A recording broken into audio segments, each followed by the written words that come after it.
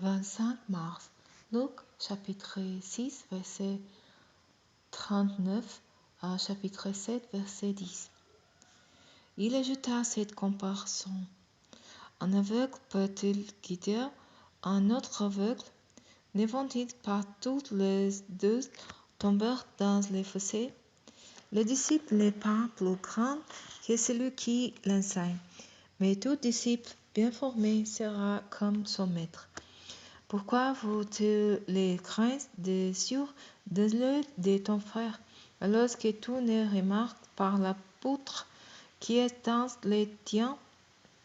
Comment peux-tu dire à ton frère, frère, laisse-moi lever cette sciure que tu as dans l'œil, alors que tu ne remarques pas la poutre qui est dans les tiens? Hypocrite, commence donc par retirer la poutre de ton œil. Là tu verras assez clair pour ôter la sciure de l'œil de ton frère. Un bon arbre ne peut pas porter de mauvais fruits, ni un mauvais arbre de bons fruits. En effet, chaque arbre se reconnaît à ses fruits.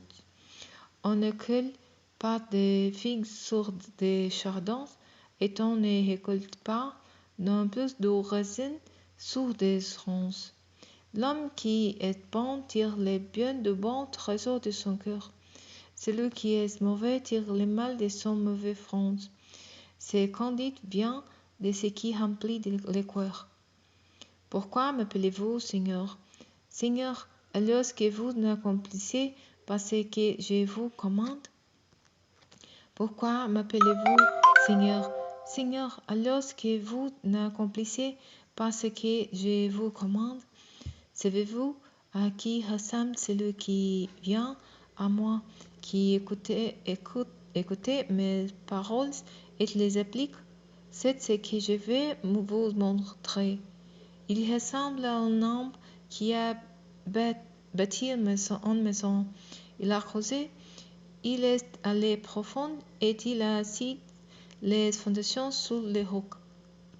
Quand le fleuve a débordé, les eaux se sont jetées avec violence contre la maison, mais elles n'ont pas pu l'ébranler, parce qu'elle était construite selon les règles de l'art.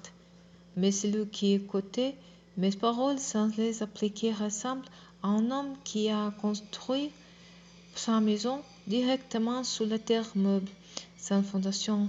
Dès que les eaux du fleuve se sont jetées contre elle, la maison s'est effondrée et il n'est resté qu'un grand tas de ruines. Après avoir dit au peuple tout ce qu'il avait à lui dire, Jésus se rendit à Capernaum. Un officier romain avait un esclave malade qui était sur le point de mourir. Oh, son maître tenait beaucoup à lui. Quand il entendit parler de Jésus, l'officier envoya près de lui quelques responsables juifs pour les supplier de venir guérir son esclave. Ils virent trouver Jésus et ils le prièrent instamment. Cet homme, disait-il, mérite vraiment que tout lui accorde cette faveur. En effet, il aime notre peuple. Il a même fait bâtir notre synagogue à ses frais. Jésus partit avec eux.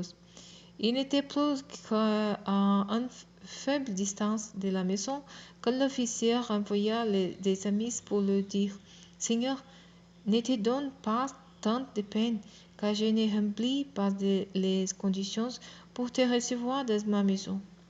C'est la raison pour laquelle je n'ai pas osé venir en personne te trouver.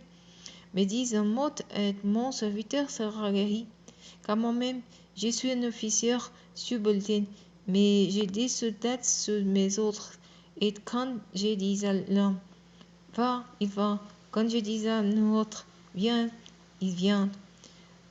Quand je dis à mon esclave, fais ceci, il le fait. En entendant ces paroles, Jésus fut rempli d'admiration pour cet officier. Il se tourna vers la foule qui se les suivant et dit, je vous l'assure, nulle part en Israël, je n'ai trouvé une telle foi. Les envoyés de l'officier s'en retournant alors à la maison où ils trouveront l'esclave en bonne santé.